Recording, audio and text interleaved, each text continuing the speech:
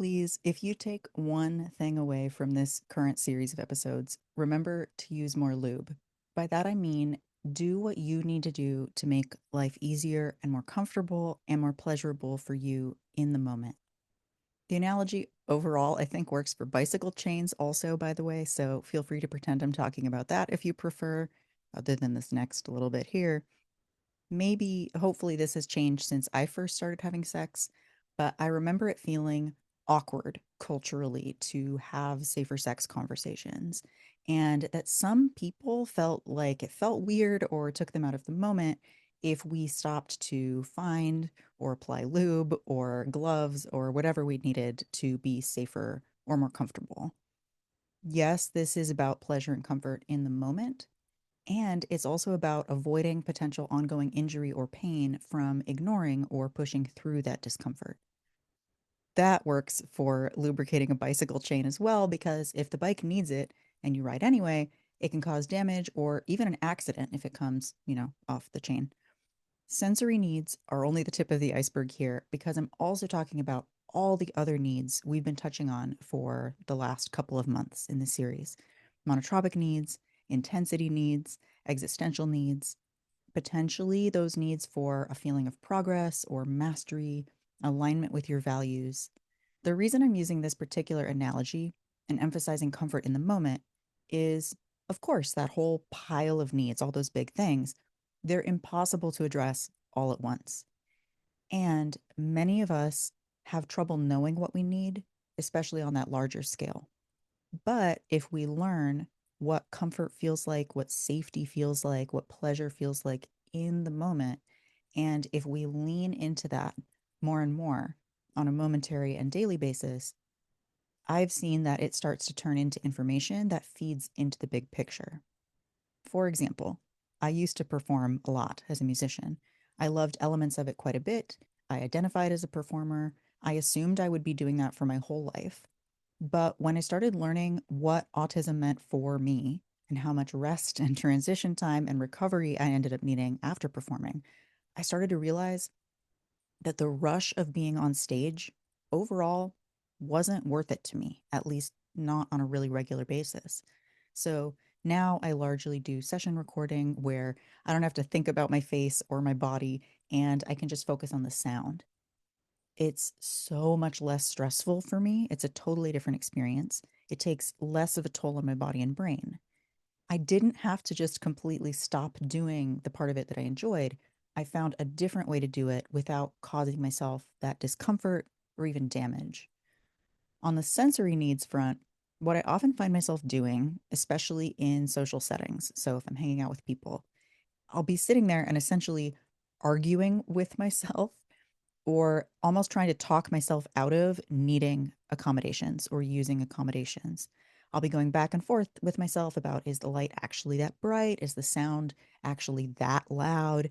Am I feeling excitement or anxiety? Like, how does this feel?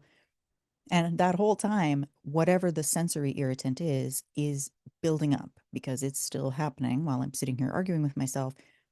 And as that builds up or layers or however you think of it, it makes it more likely that I'm going to need to leave suddenly or even have a meltdown. So instead of sitting there having an argument with yourself about whether or not you really need the accommodation, or if you really should use the tool or trick that helps you in the moment, or even I'll have this thought like, do I deserve to let things be easy for myself? Do I deserve to feel good? Stop arguing and just use the damn lube. This concept is itself the kind of shorthand for ideas that I think can serve as a useful tool in the moment. I was joking yesterday about how effective the stop, drop, and roll campaign was when I was a kid. I still remember it. I will probably remember that my whole life. I'll probably remember it if there's actually a fire. And when we're overstimulated, it's kind of like being in a fire. It's that level of intensity, unsafety, and we need easy and quick ways to just cut through the overwhelm. And often what works are these shorthand for concepts, also sensory supports on the sensory side, and then just any tool or approach that has been working for you lately. And a lot of times things will work for a while and then they stop working. That's totally fine. One of the main words people have used to describe their state to me over time is stuck, the word stuck. They can mean stuck physically, they can mean stuck emotionally, or both. And when I feel like that, my brain usually can't even remember most of what works for me, let alone have the activation energy to actually do anything about it.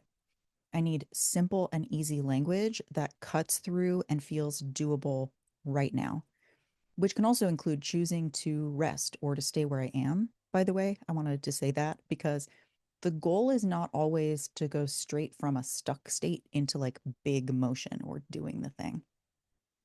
For example, I have really loved the idea of preloading dopamine, especially before the workday. And it's worked incredibly well for me to do something like I've been crocheting for about an hour after waking up some mornings while I'm having my coffee. And that used to feel incredibly self indulgent. But I remind myself now I'm preloading dopamine. I'm giving myself a soft transition into the day. And those reminders help me to relax and actually enjoy it. Because if I'm not enjoying it, it's arguably not as effective as rest or recovery. Another big topic is monotropic needs. And one thing I wanted to mention for this lube analogy in particular is that repetition is very, very okay. And it can be very regulating to a monotropic person. I listen to the same playlists and albums for months at a time, which helps center me in a very particular way. I love rereading books. I love rewatching favorite TV shows. And I often need that, the kind of rewatching or monotropic focus thing to balance out the novelty seeking and intensity needs side. Because, for example, on the intensity needs side, the other day I had a pretty hilarious setup overall. I was walking on my walking pad and occasionally adding in little dance moves and stretching. So I was moving quite a bit. I was also crocheting, which I can do on the walking pad. I had a game going on my phone. I was listening to an audiobook. I had a fan on me, and I was thinking about these episodes at the same time. So that's the more extreme end of meeting my intensity needs in terms of a bunch of different stimuli. I just basically kept adding things in until it felt really pleasurable and it felt really good in that moment. And then there, of course, are times where I need the exact opposite. And that's exactly what I mean by use more lube. It can go all the way in either direction. It can be the full intensity mode.